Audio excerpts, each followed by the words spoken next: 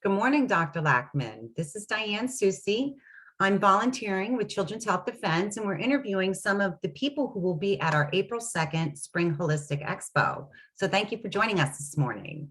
Good morning, Mrs. Susi. Thanks for having me. Of course.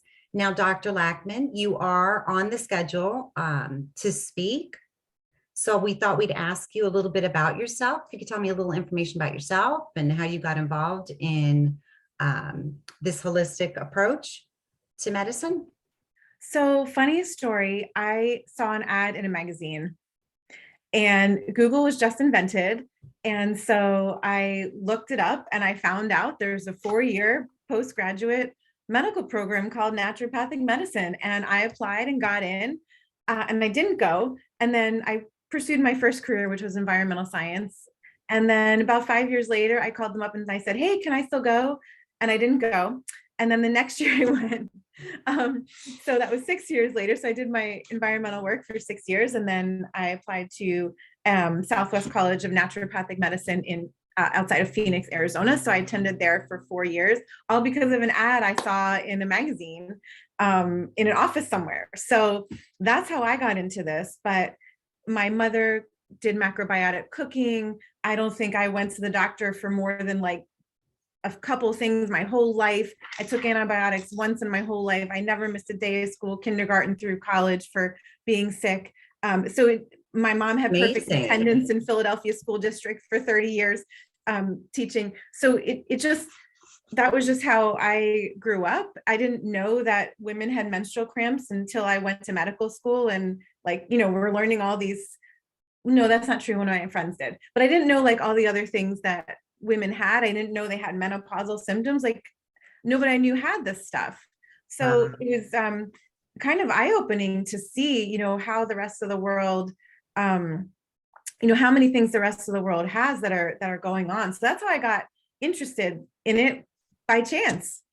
Well, it sounds like a very long, involved journey that you had there, but I love the piece of the environmental because that probably helped you a lot when you got into the second piece. It did. In fact, one of the reasons I chose my school was that we had a physician there who was an expert in environmental medicine. And so, in fact, I just had a guy with a neurological condition. And I thought, he worked with benzene, he worked with lead, he was an engineer for materials sciences. So we're going to do some testing on him and see if those materials potentially are still in him and bothering his nerves. That's wonderful. Well, this is a perfect opportunity then to ask, what exactly, what type of practice do you have and what types of services can people receive there? Sure. So one of the things that I am really excited about that I brought on board working with a medical provider is regenerative medicine. So I do a lot of things like nutrition, botanical medicine, homeopathy. Naturopathic doctors are the only physicians trained in nutrition. Medical doctors have about 0 to 4 hours, depending on their program. So we have hundreds of hours in nutrition. We're the only physicians trained in drug, herb, and drug nutrient interactions. We do prescribe medications depending on the state, and also depending on the state, we can do acupuncture, natural childbirth, IV therapy, as well as minor surgery. Wow, that is fantastic.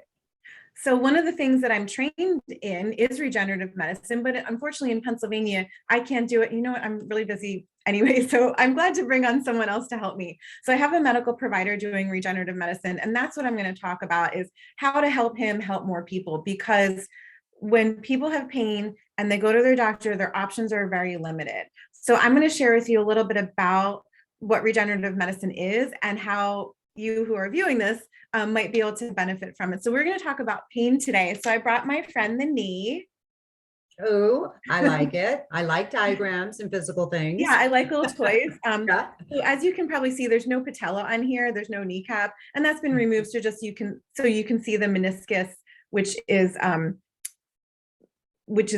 actually, you can't see the meniscus. This is the cartilage. So these are the ligaments. We have the lateral collateral ligament. We have the cruciate ligaments. Cruciate means across, like a cross. So they cross in the middle, so you can see those ligaments. And then the cartilage. So cartilage, you have cartilage in your nose and your ear. It's not as hard as bone, but so it can move. And this is called the articular cartilage. So it articulates between the joints. And it should be nice and firm, but not irritated and, crinkly or crackly. So in the early stages of degeneration, you can get some problems with your joints and your bones. And so this is an early stage degeneration. You can see that's irritated and painful in between the joints. So this could happen if you overexert yourself, you do a little too much yard work, and then it should resolve with rest and maybe a chiropractic or an adjustment. Maybe something was out of line in your hips that puts something out of line in your knees, and that can resolve. But many times it doesn't resolve because your hips continually are out of place, or you're eating the wrong foods. So I had a guy come in for knee pain, and he was eating some frozen breakfast sandwich for breakfast. And first of all, he's diabetic and shouldn't eat grains anyway. But second of all, it's pro-inflammatory. Dairy can be pro-inflammatory for a lot of people, and it probably is for most of us if it's not grass-fed. The meat's pro-inflammatory because the animals aren't, fed the right thing unless they're pastured. And then wheat is pro-inflammatory for many people. Not everybody has a sensitivity to wheat, but for a diabetic, that's going to create inflammation. And so I'm like, that breakfast is going right to your knee. That's so interesting. I did not know that would be even more inflammatory for a diabetic. So that's very good information. Well, right, because it's a starch, and the starch is going to raise the blood sugar. In fact, I had another lady, she could barely walk. She's kind of hobbling in. And we did a food sensitivity test for her. And only like 4 things came up, like eggplant and something else that she's not eating every day. So for her, it wasn't a specific food. It was the fact that she's diabetic and she's creating inflammation because she has too much sugar in her blood. Very interesting. And probably not enough fish oil, not enough water, stressors, sugars in general create inflammation. So she's degrading her joint. So that's the second stage. And you can see there's some changes on the bones too. It's starting to grow little growths that were not here. Like our bones have bumps anyway. It's so that our tendons can have some place to anchor. So we should have some little bumps. But when we have too many bumps, that's actually called osteophytes. Osteophyte. Okay. So this gnarly joint here has a lot of osteophytes. Got it. And certain types of regenerative medicine can actually help remove the osteophytes. Amazing, right? It's like if you have a callus on your fingers, you play the guitar, you use a certain tool all the time. That's going to resolve because I don't have calluses. I haven't played my guitar in a long time. So this is a stage, an advanced stage osteoarthritic knee with osteophytes, which are going to be painful. You can imagine having like little spikes on your bones. And this can happen in the spine too. You can have osteophytic growth in your spine.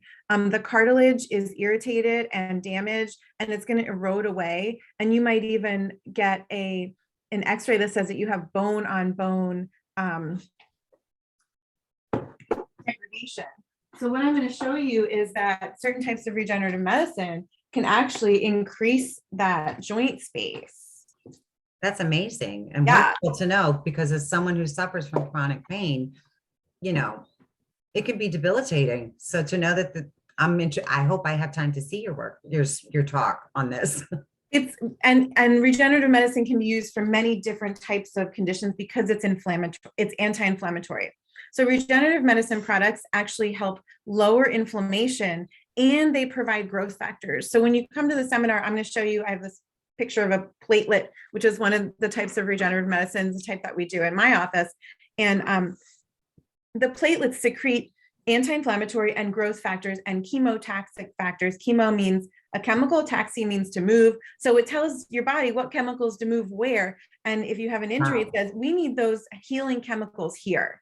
Chemical I'm using like a hormone. This hormone, bring this nutrient here, grow this product, grow this bone, whatever you need to grow there. And in this case, we'd be growing cartilage.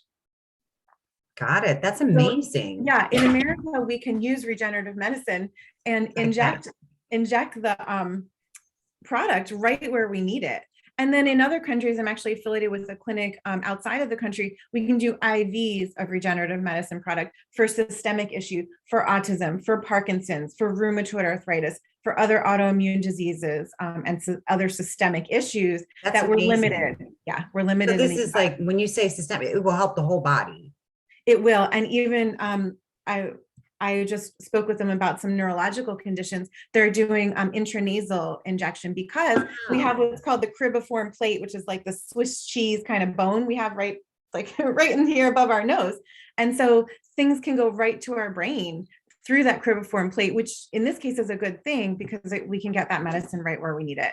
So when we look at pain, we can actually regenerate things physically with regenerative medicine. And I'm just going to show you, this is a picture, not a patient of mine, but this is showing, there we go, almost bone on bone. And a lot of people, they're going to go to the doctor, oh, you have bone on bone, you need surgery, which is actually amputation. Oh They my gosh. cut off right here. They amputate your leg, put an artificial joint in, and sew it back together. So yeah, joint replacement is amputation. And what you can see here is that this joint space has been recreated. Right. This person created that cartilage. So I just want to make sure I understand what you just said, because I am just a layperson. Joint replacement is it.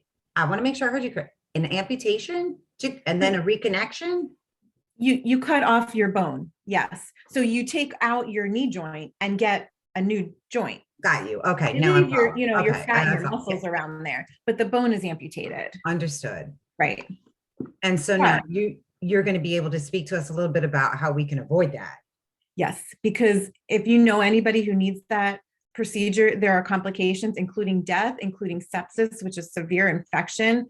There's time off work. You have to go to a lot of physical therapy for that. And then the muscles and tendons around that artificial joint can fail after 10 years and become lax. Yeah. And we can use regenerative medicine at that time to help them be stronger. But, let's try and avoid that in the first place. This sounds like a very, very informative and interesting talk. Well, I hope that you come. I hope that so many people come. So if you know anyone in pain, please send them to this lecture. My goal is to help as many people as possible avoid unnecessary surgeries. Can you tell us, Dr. Lachman, where are you located? What is your website and how can we reach you? I'm in Warrington, Pennsylvania in Bucks County. I'm at www.drlachman.com. That's LACHMAN.com. You can also text me at my office number, 267-406-0782. Wonderful. What I'll do is after we're done here, I'll make sure that I attach that in the descriptor of the video. So don't be surprised after this lovely interview if you get a lot of phone calls. My pleasure. I really want to help everyone, or as many people as we can. So thank you for taking the time out of your day to have this call. And I look forward to meeting you on April 2nd. I can't wait. Thank you so much, Dr. Lachman. My pleasure. On the 2nd. Sounds good. All right. Bye-bye. Bye-bye. I'm new at this, so bear with me.